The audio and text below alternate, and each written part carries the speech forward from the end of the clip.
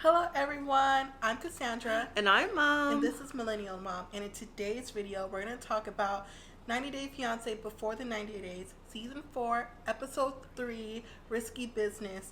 And we have 7 couples, but there wasn't really a lot going on today. But let's get down to business. So, let's get into the video.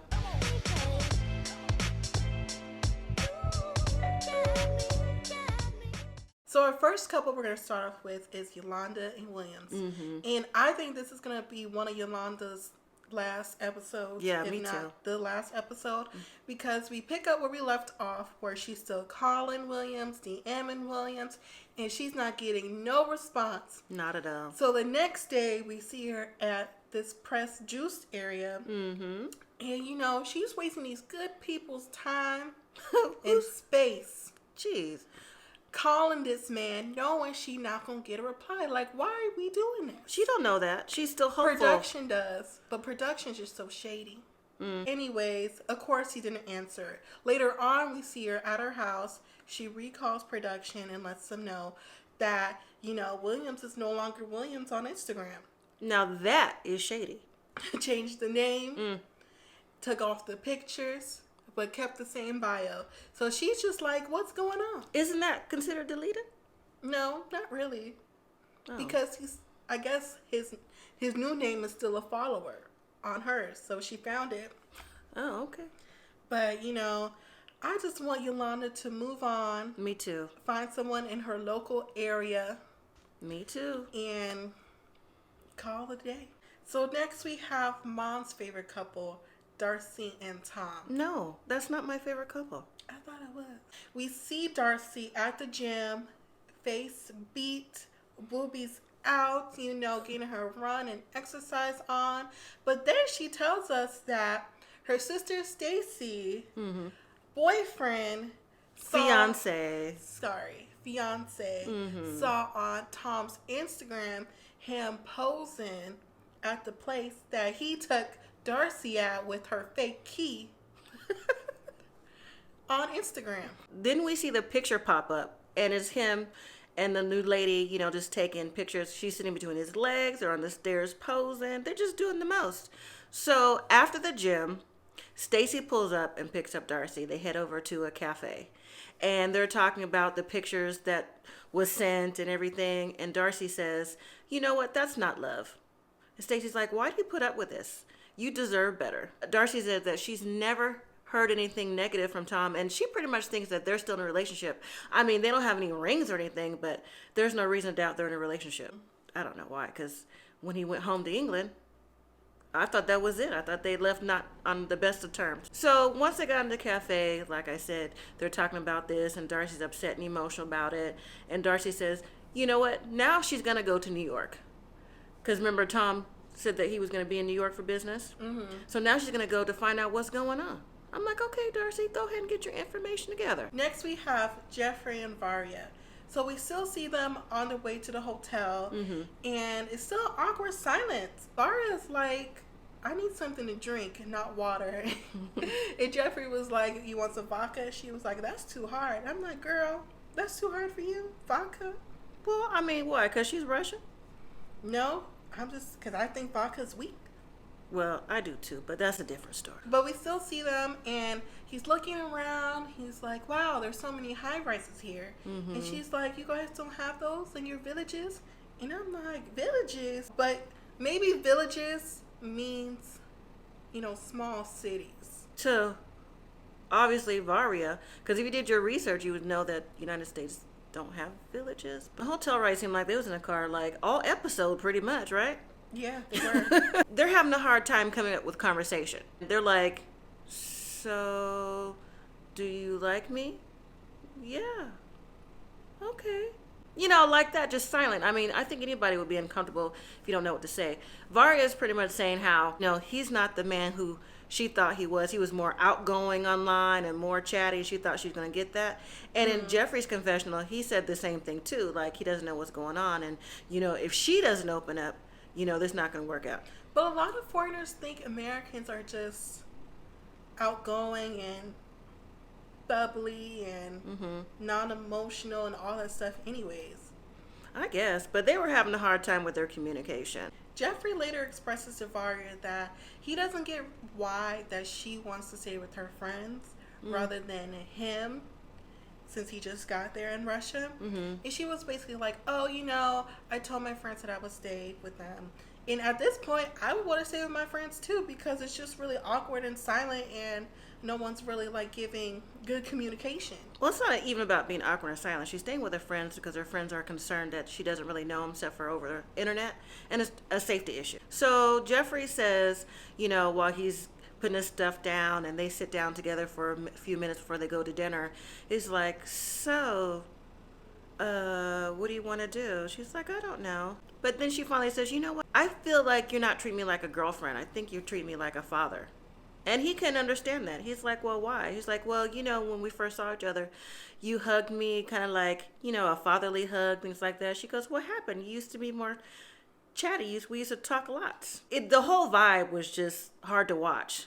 Didn't you think so? It was. I was ready for them to get off the TV. Next, we see them at dinner, and then Varya asks Jeffrey if he wants to try some traditional Russian food, and he says yeah, but he also says, as long as it's something I like to eat. Well, if you never had Russian food, how would you know what you want to eat? Olga be making him some Russian food. I forgot about Olga. The food comes out, and it's like a fish pate. It had like fish, potatoes, rice, and he said, what is that, man? Oh, an egg. And it's like, it looked like a tartare, if anyone knows what a tartare is. It just all looked like it was raw. A crab stack?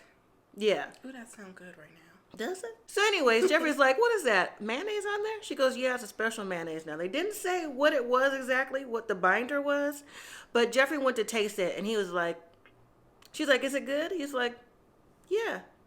He was like, that weren't good. He just didn't want to hurt her feelings. They talk about cooking, and Varya says, so do you have anyone who cooks for you? And he was like, well, my ex-wife used to cook for you. She goes, so you don't have anyone who cooks for you? No, how'd she put it? Not like I don't know, but she was pretty much did he have a chef or something? Because some kind of way, it sounds like Jeffrey told her that he may have a little something extra that she's looking for, like maybe some money, and he has this and that, and that's what she's trying to get at around the way. That's what came across to me. So, but Jeffrey told her that his ex-wife used to cook for him, and she was like, oh, tell me more about her. He's like, well, no, I don't want to tell you more about her because, I don't want to get into past relationships.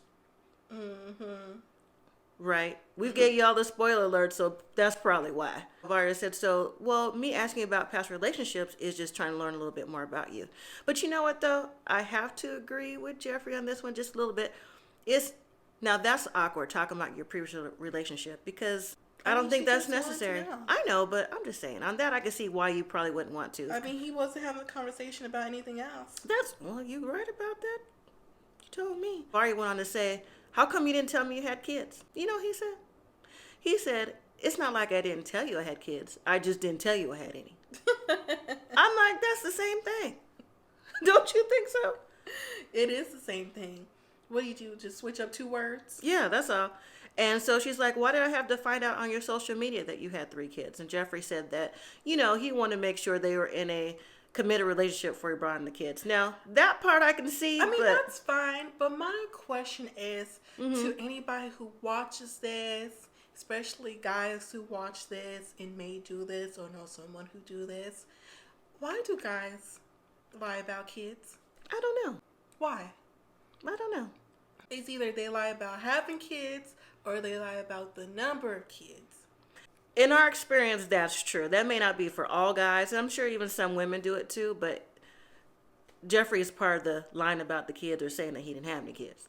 So it's one of the two. Varya questions, that Jeffrey is making her nervous because he's not being open and honest. And he should, girl. And she's not sure where the relationship is going to go. Well, I'm very interested to see where it's going to go as well. So next we have Avery and Ash. And we see Avery getting herself all packed up, getting her daughter packed up. Yeah. The dad comes to pick up her daughter so she can go to see Ash in Australia. She seems very excited about it. Mm-hmm. And he texts her and he seems really excited about it too. Yep. So when we finally switch over to him, we can hear him talk, his side of the story. We found out, well, we already knew he was from Mauritius, but Mauritius is next to Madagascar because I didn't know where Mauritius was. I didn't looked either. it up and everything. But I know where Madagascar is, so it's by Madagascar. There you go. But we found out he moved there to go to school and he really loved it there, so we decided to stay. Mm-hmm. He's a very spiritual person on top of being a relationship coach and a single dad. For the past, what he said, 8 years. 8 years? Well, no, he's been divorced for 8 years. So probably like 7 or 6 years. I'm not sure how old the son is. Well, he said in between that time, he's been dating, mingling around. Mm-hmm. And as we saw when he was doing his little relationship experting, that, he was talking to this lady. Flirting too. Talk about, oh, your makeup looks nice. I don't think he was flirting. That was flirting. She's all like... I think he just felt the vibe. Well, then maybe it would be flirting. It's flirting. I think he felt the vibe and he went off with that vibe because she was very giggly the whole time. Well, see, that's Avery's issue. He specifically coaches single women. So Avery thinks he knows exactly what to say. So it's like, oh, your makeup looks nice. Oh, you think so? You know what's funny? The whole time when I was watching that scene, What? I was like, I can see where you would get like the vibe from him. But You fell for the no, okie doke. I didn't fall for it because if you be looking stuff up online or like reading books about that stuff, it's stuff that people say all the time. It's just him saying it to someone, someone getting it, I don't know, probably not for free, but just getting the advice verbally instead of reading it. Yeah. So I'm listening to him. I'm just like, I heard all this before. Like he wouldn't fool me 100%. Maybe about a good 65. I think, let me go in my memory. I think it was someone, possibly you, who said he would have got you too in the last episode. So he would have got you 100%. Carry on. Well, we see him at the flower shop, and the owner says, he's been my best customer for the past 15 years. I wonder why. But 15 years minus 8 means he was in a relationship. So hopefully those flowers was going to his wife. He don't know how many girls he's been through. I'm like, dang, so you go to the same flower shop. Didn't the man Do you just get say... the same flowers? I wonder if he gets the same flowers to everyone. Why wouldn't you? Of course you do. Didn't the man say that's his best customer? Well, he says he does that because he knows all women like flowers. Which is not true. Well, most women like flowers, but still, that's what Ash does. I'm sure he probably gets the same or similar bouquet depending on the time of the year, and gives it to which one of the relationships come to town to visit. But then he also holds some skepticism about Avery coming because he said they did break up in the past few times, and he's wondering if she's going to be receptive to the love that he's willing to give because he's ready to settle down. So next we have Mom's for real favorite couple, Lisa and Usman. That's right. So we see Lisa on the plane to Nigeria, but then we flip over and see Usman. And Usman lives with his 2 other friends. Usman, yes, there's another Usman, and he calls his other friend the Giant. He says the Giant's his best friend, but the other Usman is the maid. So I'm wondering a few things here. 1, are y'all really Yahoo boys? Right. Are you going to admit it? 2, what's going on with the maid? Because he just made him seem like he's Molly the maid. Well, I think maybe because he might be... No, he said the female of the house. Well, that's because he's probably more domestic. He probably does most of the cooking and probably most of the cleaning. Because if he's out doing his music, he's probably out all times of the day and night. So he's cooking for the house. I mean, that's what I'm getting from it. Maybe we'll see. I don't know. But then later on, we see Usman out with a few other friends. And they're over here smoking hookah. Hookah seems to be a big thing. Yeah. With Usman. They got bottles of wine. I'm like, okay, bottle service. But then, he starts saying that Lisa's coming. And they're like, okay, Lisa. Right. What she look like? Right. And so he passed the phone to his first friend. O-M. His face was priceless. He looked like... That got me every time. I rewinded that twice to see that. And then that was funny. And then he passed the phone to the other friends, and they're all looking like, what? Okay, that's you? Like, they weren't trying to be disrespectful. No, they weren't disrespectful. You know what? They had more respect for Usman than Michael and the other 90 Day Fiancé, his friends had, because they straight up dogged Angela. Their friends were like, so how old is she? He's like, oh, you know, she's like 49, 50. Why you lie? She 52. So either they're like, what? You can't find beautiful lady here in Nigeria? There's lots of ladies over here. He's like, no, she's coming one day. We're going to get married, and that's just that. I was like, he is determined. And they go outside, talk to one of the other friends. They didn't give their names, but he's like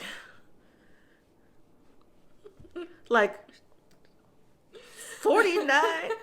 I was like, they are just not with it, Usman. They're not with it. They're like, just be careful, you know. When she gets here, be careful. We're still, you know, they pretty much tell them they're going to support him, but be careful because, you know, you need to continue to follow your passion. Now we get to the scene where Lisa arrives in Nigeria. On the way to the airport is Usman, and his friend Mohammed, a.k.a. the Giant.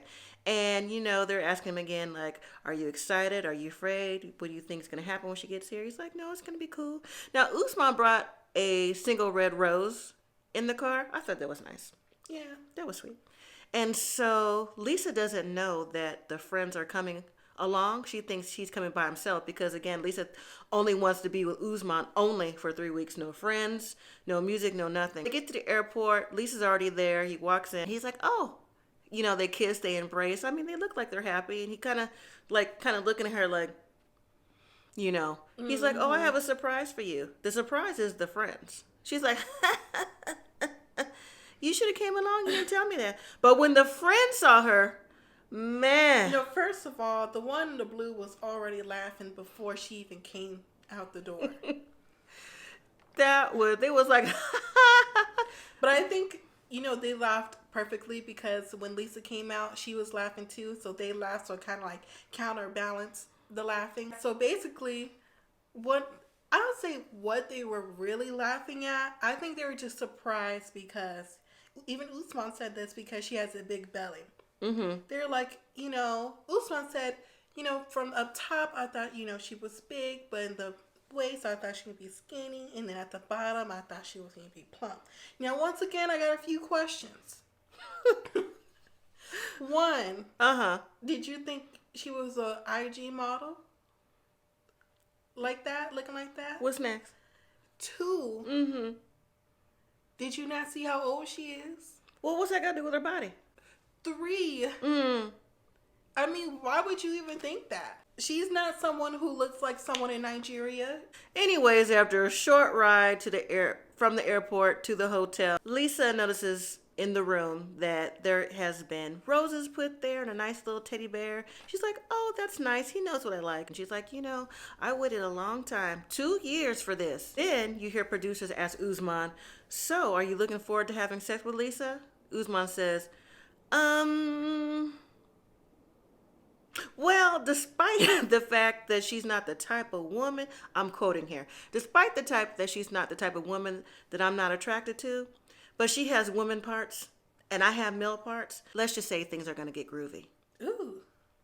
So after that, it was good night. Our next couple, we have Ed and Rosemary. So we see Ed finally arriving to the Philippines.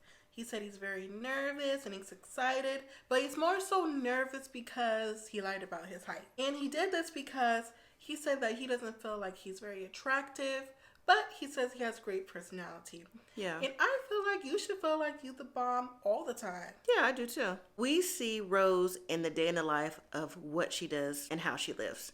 So starts off with Rose at home. She's getting her son ready for the day. And when you look around the home, it's very small.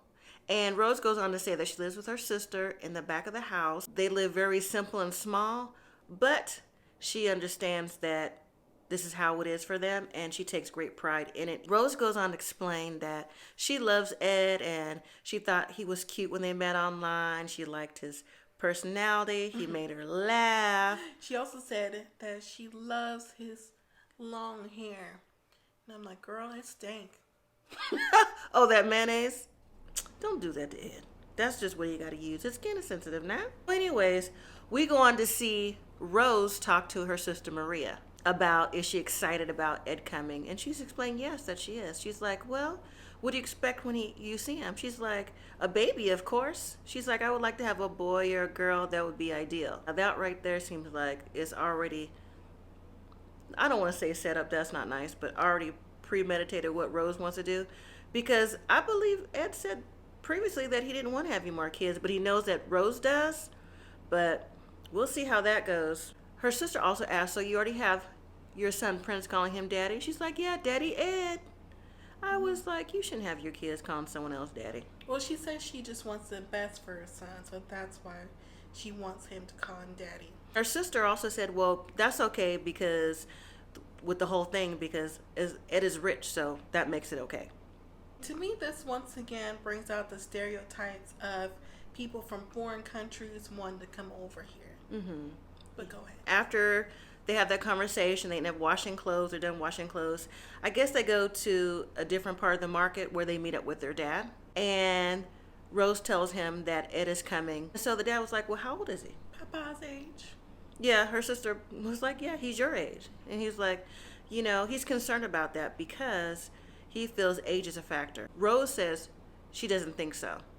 I don't think Rose feels age is a factor because of the things that she wants, because they feel Ed is rich, things like that. So, remember we talked about last episode about the sister texting Ed? So now do you think it was the sister and Rosemary or just the sister? Side note. I said it was Rosemary and the sister. Rosemary's dad says as long as Ed's intentions are real, that he'll be willing to give him a chance and is looking forward to talking to him and see what he's about. Next scene, we see Rose arrive to the airport, but before she arrives, Ed is stressed. He's just walking around in circles with his bag. I'm like, Ed, sit back down. She's gonna be there, and if she's not there, you have a place to stay, even at a hotel, you know. She arrives after about 40 minutes, and they hug, they embrace, and after all that, Ed is so happy. Yeah, but she looks at him like...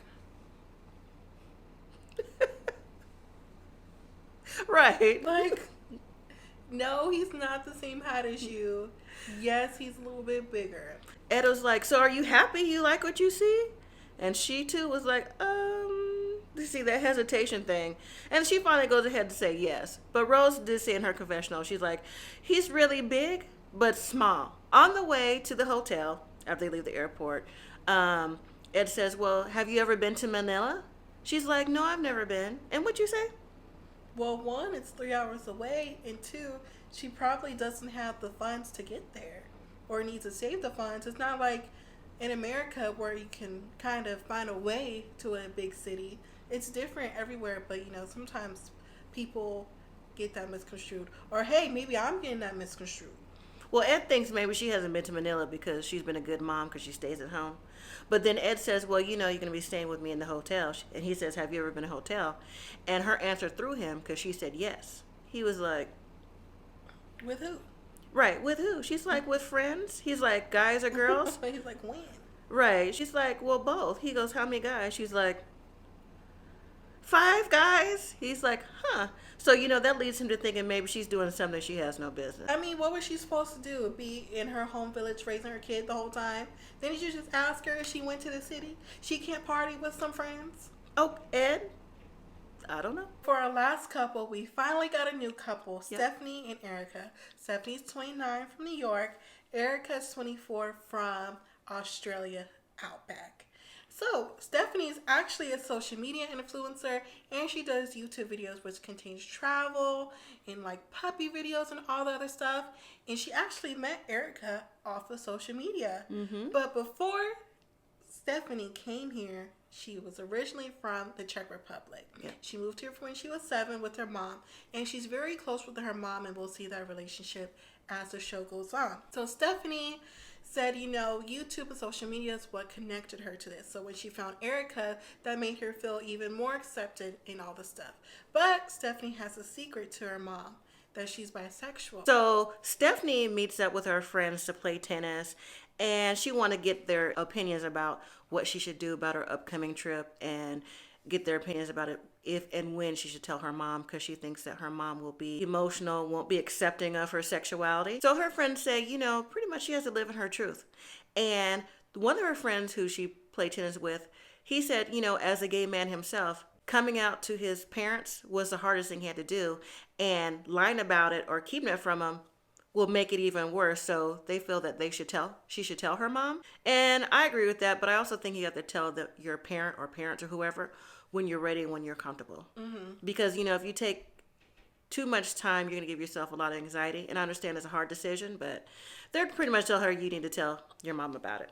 Stephanie's family comes over for dinner, and Stephanie's determined to tell her parents, and I think that was her brother too, but that she was going to Australia. Now they do know already that she's going to Australia, but they don't know the reason why. They think she's going to film a show about the disease that she had, that she learned that she got 2 years ago. Aplastic anemia, which is a complete bone marrow failure, where she had to get blood infusions every day for 2 years. So now she's susceptible to all kinds of diseases and travel. This upsets her mom and her dad, saying like, well, how come your friend, because they don't know the friend's name, how come she can't come here? Because traveling would be hard for you and your immune system. She's like, I know, I already talked to my doctors about it, and it's okay. Mm-hmm. And they're like, well, how long will you be gone? And she's like, 3 weeks. Well, also since she's a YouTuber, it's good content to fly to Australia. Well, that's true, because she makes travel vlogs. Yeah. So anyways, during dinner, she doesn't get the nerve up to say. She just says that she's leaving for 3 weeks and to meet her friend. And they're like, well, what are you going to be doing? They're like, just hanging out. And she left it like hanging. Her mom's looking at her like... I feel like everyone was kind of looking at her side like, we know you're lying to us. Yeah. Type of vibe. Because you can tell when someone's lying to you, especially about stuff like that. Yeah. So Stephanie also says in her confessional that, and also to her parents, that, the reason why she's going and traveling, that love is worth the risk, and she feels Erica's worth the risk. And I was like, okay, girl, if you think so. But, your health is important, so you got to do what's best for you. Her parents say that they don't understand why she's going, and kind of telling her, like, please don't do that. Have your friend come over, but she's determined to go to Australia. We'll see how that develops as the show goes on as well. So that was the end of 90 Day Fiancé Before the 90 Days, Season 4, Episode 3.